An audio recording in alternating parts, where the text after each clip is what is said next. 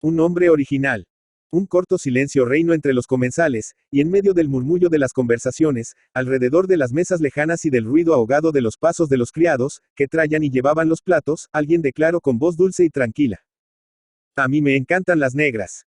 Anton Ivanich, el subjefe de la oficina, por poco si deja caer la copa de vodka que se llevaba a los labios. Un criado dirigió al que había pronunciado tales palabras una mirada de asombro, todos volvieron la cabeza para ver quién había dicho aquella cosa extraña. Y todo el mundo vio la carita con bigotito rojo, los ojillos opacos y la cabecita cuidadosamente peinada de Semen Vasilivich Kotelnikov. Durante 5 años habían trabajado con él en la oficina. Todos los días le daban la mano al llegar y al marcharse. Todos los días le hablaban. Todos los meses, después de cobrar, comían con él, como aquel día, en un restaurante, y, no obstante, se les antojaba que aquel día lo veían por primera vez. Lo vieron y se llenaron de extrañeza. Observaron que no era feo del todo, a pesar de su absurdo bigote y sus pecas, semejantes a las salpicaduras de barro lanzadas por un automóvil. Observaron también que no vestía mal y que llevaba un cuello muy limpio. El subjefe, después de fijar largamente su mirada de asombro en Kotelnikov, dijo. Pero Semen Vasilivich, pronunció con cierta dignidad, Kotelnikov. Pero Semen Vasilivich, ¿le gustan a usted las negras? Sí, me gustan mucho. El subjefe miró con ojos de pasmo a todos los empleados sentados a la mesa, y soltó la carcajada. Ja, ja, ja. Le gustan las negras. Ja, ja, ja. Y todos se echaron a reír, incluso el grueso y enfermizo Polsikov, que no se reía nunca. El mismo Kotelnikov se rió, un poco confuso, y enrojeció de gusto, pero al mismo tiempo le asaltó un ligero temor, el de que aquello le causase disgustos. ¿Lo dice usted seriamente?, preguntó el subjefe cuando acabó de reírse. Y tan seriamente, hay en las mujeres negras un gran ardor y algo exótico. Exótico. Se echaron de nuevo a reír, pero al mismo tiempo todos pensaron que Kotelnikov era seguramente un hombre listo e instruido, cuando conocía una palabra tan extraña, exótico. Luego empezaron a discutir, asegurando que no era posible que gustasen las negras. Además de ser negras, tenían la piel como cubierta de barniz, y los labios gruesos, y olían mal. Y, sin embargo, me gustan, insistió modestamente Kotelnikov. Ala usted, dijo el subjefe. Yo, por mi parte, detesto a esas bestias color de betún. Todos sintieron una especie de satisfacción al pensar que había entre ellos un hombre tan original que se pirraba por las negras. Con este motivo, los comensales de Kotelnikov pidieron 6 botellas más de cerveza. Miraban con cierto desprecio a las otras mesas, en las que no había un hombre de tanta originalidad. Las conversaciones terminaron. Kotelnikov estaba orgullosísimo de su papel. Ya no encendía sus cigarrillos, sino que esperaba a que el criado se los encendiese. Cuando las botellas de cerveza estuvieron vacías, se pidieron otras 6. El grueso Polsikov dijo a Kotelnikov en tono de reproche. ¿Por qué no nos tuteamos? Ya que desde hace tantos años trabajamos juntos. No tengo inconveniente. Con mucho gusto, aceptó Kotelnikov. Tan pronto se entregaba de lleno a la alegría de verse, al fin, comprendido y admirado, como sentía el vago temor de que le pegasen. Después de beber Brudeschaft Hermandad, con Polsikov, bebió con Troitsky, Novoselov y otros camaradas. Cambiaba besos con todos y los miraba con ojos amorosos y tiernos. El subjefe no bebió Brudeschaft con él, pero le dijo amistosamente. Venga usted por casa alguna vez. Mis hijas verán con curiosidad a un hombre a quien le gustan las negras. Kotelnikov saludó, y aunque se tambaleaba un poco a causa de la cerveza, todos convinieron en que era muy chic. Después de irse el subjefe, bebieron más, y todos juntos salieron a la calle, tropezando con los transeúntes. Kotelnikov marchaba en medio de sus camaradas, sostenido por Polsikov y Troitsky. No, muchacho, decía, no puedes comprenderlo. En las negras hay algo exótico. Tonterías, contestaba severamente Polsikov. No sé lo que puede encontrarse en ella. Del color del betún. No, amigo, careces de gusto. La negra es una cosa. Hasta entonces no había pensado nunca en las negras, y no acertaba a dar con la definición justa. Tienen temperamento. Pero Polsikov no se dejaba convencer y seguía discutiendo. Haces mal en discutir, le dijo Troitsky. Nuestro amigo Kotelnikov tendrá sus razones. Además, sobre gustos no hay nada escrito. Y dirigiéndose a Kotelnikov, añadió. No hagas caso, Semen. Sigue pirrándote por tus negras. Estoy tan contento, que tengo ganas de armar un escándalo. A pesar de todo, no lo comprendo, insiste a Polsikov. Del color del betún. Para mí, ni siquiera son mujeres. No, amigo, te engañas, insiste a su vez Kotelnikov. Porque, mira, hay algo en las negras. Iban tambaleándose un poco, ligeramente borrachos, hablando en alta voz, tropezando con la gente y muy satisfechos de sí mismos. Una semana después, todo el departamento sabía ya que al empleado público Kotelnikov le gustaban mucho las negras. Algunas semanas más tarde, este hecho era ya conocido por los porteros de todo el barrio, por los solicitantes que acudían a la oficina, hasta por el agente de policía de servicio en la esquina de la calle. Las señoritas mecanógrafas de las secciones vecinas se asomaban un instante a la puerta para ver al hombre original a quien le gustaban las negras. Kotelnikov recibía estas muestras de atención con su modestia habitual. Un día se decidió a hacer una visita a su subjefe. Mientras tomaba té con confitura de cerezas, hablaba de las negras y de algo exótico que había en ellas. Las muchachas menores parecían un poco confusas, pero la mayor, Nastenka, que gustaba de leer novelas, estaba visiblemente intrigada e insistía en que Kotelnikov le explicase las verdaderas razones de su afición a las negras. ¿Por qué justamente las negras?, preguntaba Ale. Todos estaban contentos, y cuando Kotelnikov se fue, hablaron de él con afecto. Nastenka llegó a declarar que era víctima de una pasión enfermiza. Lo cierto era que a ella le había caído en gracia. Nastenka también le causó cierta impresión a Kotelnikov, pero él, como hombre a quien solo le gustaban las negras, creyó de su deber ocultar su inclinación hacia la muchacha, y, sin dejar de ser cortés, manifestóse con ella un poco reservado. Al volver a casa por la noche, se puso a pensar en las negras, en su cuerpo color de betún, cubierto de sebo, y le parecieron repulsivas. Al imaginarse que abrazaba a una, sintió náuseas y le dieron ganas de llorar y de escribirle a su madre, residente en provincias, que acudiera inmediatamente como si un grave peligro le amenazase. Al cabo logró dominarse. Cuando a la mañana siguiente llegó a la oficina, bien peinado y vestido, con una corbata encarnada y cierta cara de misterio, no cabía duda de que a aquel hombre le encantaban las negras. Poco tiempo después, el subjefe, que manifestaba un gran interés por Kotelnikov, le presentó a un revistero de teatros. Este, a su vez, le condujo a un café cantante y le presentó al director, el señor Jacobo Duclot. Este señor, dijo el revistero al director, haciendo avanzar a Kotelnikov, adora a las negras. Nada más que a las negras, las demás mujeres le repugnan. Un original de primer orden. Me alegraría mucho si usted, Jacobo Ivanich, pudiera serle útil, es muy interesante, y tales tendencias. Comprende usted, hay que alentarlas. Dio unos golpecitos amistosos en la angosta espalda de Kotelnikov. El director, un francés de bigote negro y belicoso, miró al cielo como buscando una solución, y con un gesto decidido, exclamó. Perfectamente, ya que le gustan a usted las negras, quedará satisfecho, tengo precisamente en mi trupe 3 hermosas negras. Kotelnikov palideció ligeramente, lo que no advirtió el director, absorto en sus cavilaciones sobre el café cantante. Tiene usted que darle un billete gratuito para toda la temporada. El director consintió. A partir de aquella misma tarde, Kotelnikov empezó a hacerle la corte a una negra, Miss Corrait, que tenía lo blanco de los ojos del tamaño de un plato y la pupila no más grande que una olivita. Cuando, poniendo tal máquina en movimiento, jugaba ella los ojos con coquetería, Kotelnikov sentía recorrer su cuerpo un frío mortal y flaquear sus piernas. En aquellos momentos experimentaba un gran deseo de abandonar la capital e irse a ver a su pobre madre. Miss Corrait no sabía palabra de ruso. Pero, por fortuna, no faltaron intérpretes voluntarios que se encargaron gustosísimos de la delicada misión de traducir los cumplimientos entusiásticos que la negra dirige a Kotelnikov. Dice que no ha visto en su vida un gentleman tan guapo y simpático. No es eso, Miss Corrait. Ella agitaba la cabeza afirmativamente, enseñaba su dentadura, parecida al teclado de un piano, y volvía a todos lados los platos de sus ojos. Kotelnikov movía también la cabeza, saludando, y balbuceaba. Hagan el favor de decirle que en las negras hay algo exótico. Y todos estaban tan contentos. Cuando Kotelnikov besó por primera vez la mano a Miss Corrait, la emocionante escena tuvo por testigos a todos los artistas y a no pocos espectadores. Un viejo comerciante, incluso lloró de entusiasmo en un acceso de sentimientos patrióticos.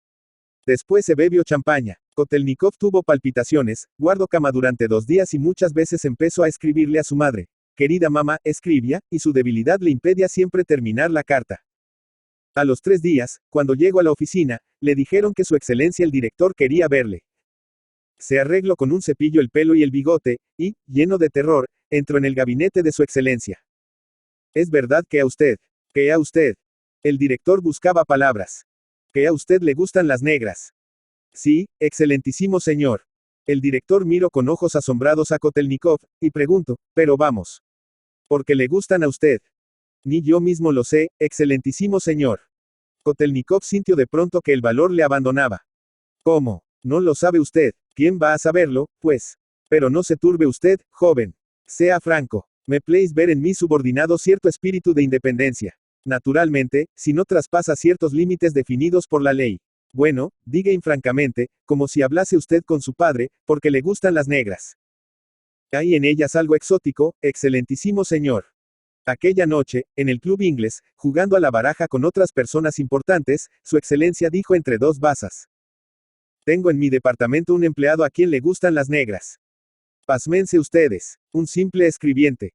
Sus compañeros de juego eran también excelencias, directores de departamento, y experimentaron al World un poco de envidia. Cada uno de ellos tenía también a sus órdenes un ejército de empleados. Pero eran todos hombres grises, opacos, sin ninguna originalidad, vulgares.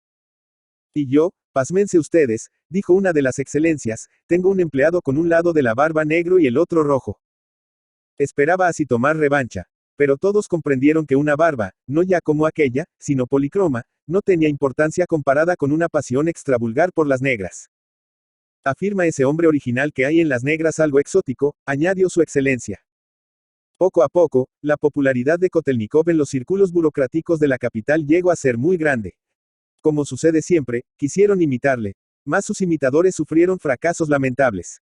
Uno de ellos, un viejo escribiente que contaba 28 años de servicio y sostenía una numerosa familia, declaró de repente que sabía ladrar como un perro, y no tuvo ningún éxito. Otro empleado, muy joven aún, simuló estar perdidamente enamorado de la mujer del embajador chino. Durante algún tiempo logró atraer sobre la atención y aún la compasión. Pero la gente experimentada no tardó en comprender que aquello no era sino una imitación miserable de una auténtica originalidad, y todos le volvieron con desprecio la espalda.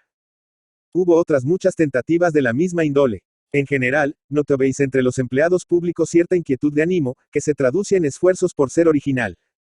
Un joven de buena familia, no logrando encontrar medio de ser original, acabó por decirle a su jefe una porción de groserías, y, naturalmente, tuvo que abandonar al punto su empleo. Kotelnikov se creó muchos enemigos. Afirmaban insidiosamente que estaba en ayunas en lo atañedero a las negras. Sin embargo, no mucho después, un periódico publicó una interview con él, en la que Kotelnikov declaraba francamente que le gustaban las negras porque había en ellas algo exótico. A partir de aquel día, su estrella comenzó a brillar con más fulgor aún. A la sazón visitaba frecuentemente a la familia de su subjefe, que le recibía con los brazos abiertos. Nastenka lloraba a veces pensando en el terrible destino reservado a aquel aficionado a las negras. Kotelnikov, sentado a la mesa, sentía sobre las miradas de piedad de toda la familia y se esforzaba en dar a su rostro una expresión melancólica y al mismo tiempo exótica. Todos estaban muy satisfechos de que un hombre tan original frecuentara la casa, en calidad de buen amigo. Todos, incluso la abuela sorda que lavaba los platos en la cocina. El hombre original se retiraba tarde a casa y lloraba desconsolado, porque amaba a Nastenka con toda su alma y no podía ver a Miss Korrait. Hacia las Pascuas se corrió la voz de que Kotelnikov se casaba con Miss Korrait, la cual, con tal motivo, se convertía a la religión ortodoxa y abandonaba el café cantante del señor Jacobo Duclot. Según los mismos rumores, el propio director había consentido en ser el padrino del joven esposo. Los compañeros, los solicitantes y los porteros felicitaban a Kotelnikov, que les daba las gracias y saludaba con la muerte en el alma. La velada anterior a su boda la pasó en casa del subjefe. Le recibieron como a un héroe, y todos parecían muy contentos, excepto Nastenka, que se iba a su cuarto de vez en cuando a llorar a sus anchas, y que, para ocultar las huellas del llanto, se ponía tantos polvos que se desprendían de su faz en tanta abundancia como la harina de una piedra de molino. Durante la cena todos felicitaban al novio y brindaban en honor suyo. El propio subjefe, que se había excedido un poco en la bebida, le dirige una pregunta algo turbadora. ¿Podría usted decirme de qué color serán los niños? Serán a rayas, observó Polsikov. Como a rayas, exclamaron, asombrados, los asistentes. Muy sencillo. Una raya blanca, otra negra. Una raya blanca, otra negra. Como las hebras, explicó Polsikov, a quien le inspiraba gran lástima su desgraciado amigo. No, no es posible, exclamó Kotelnikov, poniéndose muy pálido. Nastenka no podía ya contener las lágrimas, y, sollozando, huyó a su cuarto, llenando de emoción a los asistentes. Durante 2 años, Kotelnikov pareció el hombre más feliz de la tierra, y daba gusto verle. Hasta fue recibido un día con su mujer por el propio director. Cuando llegó a ser padre de un hijo se le dio, a modo de subsidio, una suma bastante crecida, y se le ascendió. El hijo no era a rayas. Tenía un tinte ligeramente gris, más bien color de oliva. Kotelnikov decía a todos que estaba encantado con su mujer y con su hijo, pero nunca se daba prisa en volver a casa, y, cuando volvía, se detenía largo rato ante la puerta. Cuando su mujer salía a abrirle y le enseñaba su dentadura, semejante al teclado de un piano, y lo blanco de sus ojos, grande como un plato, cuando se estrechaba contra él, el pobre experimentaba una repulsión invencible y pensaba, con un dolor cruel, en los seres dichosos que tenían mujeres blancas y niños blancos. Querida mía, decía. Y a instancias de su mujer se dirige a la habitación donde estaba su hijo. No podía ver a aquel niño de labios gruesos, gris como el asfalto. Pero lo coge en brazos y procuraba simular que se le caía la baba, combatiendo con gran trabajo la tentación de tirarlo al suelo. Tras no pocas vacilaciones, escribió a su madre noticiándole su matrimonio, y, con gran asombro, recibió una respuesta alegre. También ella estaba satisfecha de que su hijo fuera un hombre tan original y de que el propio director hubiera sido su padrino. A los 2 años de su boda, Kotelnikov murió del tifus. Momentos antes de morir hizo llamar al sacerdote, el cual, al ver a su mujer, acarició su espesa barba y lanzó un profundo suspiro. Él también sentía cierta admiración por Kotelnikov, con motivo de su originalidad. Cuando se inclinó sobre el moribundo, haciendo acopio de todas sus fuerzas, exclamó: «Aborrezco a ese diablo negro». Sin embargo, un minuto después, como se acordase de su excelencia, del subsidio que le habían dado, de su subjefe, de Nastenka, y viese a su mujer llorar, añadió, con voz dulce: «Me encantan las negras, hay en ellas algo exótico». Procuró iluminar su rostro con una sonrisa feliz, y con la sonrisa en los labios se fue al otro mundo. La tierra le acogió indiferente, sin preguntarle si le gustaban o no le gustaban las negras, y mezcló sus huesos con los de otros muertos. Pero en los círculos burocráticos se habló todavía mucho tiempo de aquel hombre original, a quien volvían loco las negras y que encontraba en ellas algo exótico. Leonidas Andreev. Leonid Nikolayevich Andreyev, ruso. Oriol, 9 de agosto de 1871 Mustamaki, Finlandia, hoy en la Oblast de Leningrado, 12 de septiembre de 1919, fue un escritor y dramaturgo ruso que lideró el movimiento del expresionismo en la literatura de su país. Estuvo activo en la época entre la Revolución de 1905 y la Revolución de Octubre de 1917 que finalmente destronó al gobierno zarista. Nacido en Oriol, Rusia, Andreyev originalmente estudió Derecho en Moscú y San Petersburgo, pero abandonó su poco remuneradora práctica para seguir la carrera literaria. Fue reportero para un periódico moscovita, cubriendo la actividad judicial, función que cumplió rutinariamente sin llamar la atención desde el punto de vista literario. Su primer relato publicado fue sobre un estudiante pobre, una narración basada en sus propias experiencias. Sin embargo, hasta que Máximo Gorki lo descubrió por unos relatos aparecidos en El Mensajero de Moscú, Moskovsky Vestnik, y en otras publicaciones, empezó realmente la carrera de Andreyev. Desde entonces hasta su muerte, fue uno de los más prolíficos escritores rusos, produciendo cuentos, bosquejos, dramas, etc., de forma constante. Su primera colección de relatos apareció en 1901 y vendió 250.000 de ejemplares en poco tiempo. Fue aclamado como una nueva estrella en Rusia, donde su nombre pronto se hizo famoso. Publicó su narración corta, En la niebla, en 1902. Aunque empezó dentro de la tradición rusa, pronto sorprendió a sus lectores por sus excentricidades, las cuales crecieron aún más que su fama. Sus 2 historias más conocidas son probablemente, Risa Roja, 1904, y Los 7 ahorcados, 1908. Entre sus obras más conocidas de temática religiosa figuran los dramas simbolistas, El que recibe las bofetadas, y Anatema. Idealista y rebelde, Andreyev pasó sus últimos años en la pobreza, y su muerte prematura por una enfermedad cardíaca pudo haber sido favorecida por su angustia a causa de los resultados de la revolución bolchevique. A diferencia de su amigo Máximo Gorki, Andreyev no consiguió adaptarse al nuevo orden político. Desde su casa en Finlandia, donde se exilió, dirigió al mundo manifiestos contrarios a los excesos bolcheviques. Aparte de sus escritos de carácter político, Andreyev publicó poco a partir de 1914. Un drama, Las tristezas de Bélgica, fue escrito al inicio de la guerra para celebrar el heroísmo de los belgas contra el ejército invasor alemán. Se estrenó en los Estados Unidos, al igual que La vida del hombre, 1917, El rapto de las Sabinas, 1922, El que recibe las bofetadas, 1922, y Anatema, 1923. Pobre asesino, una adaptación de su relato, El pensamiento, escrita por Pavel Kohout, se estrenó en Broadway en 1976.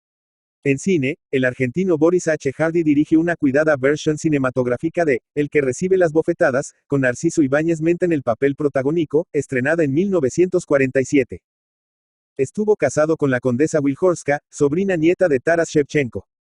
Su hijo fue Danil Andreyev, poeta y místico, autor de Rosa Mira. La nieta de Leonid Andreyev, la escritora estadounidense Olga Andreyu Carlyle, publicó una colección de sus cuentos, Visiones, en 1987.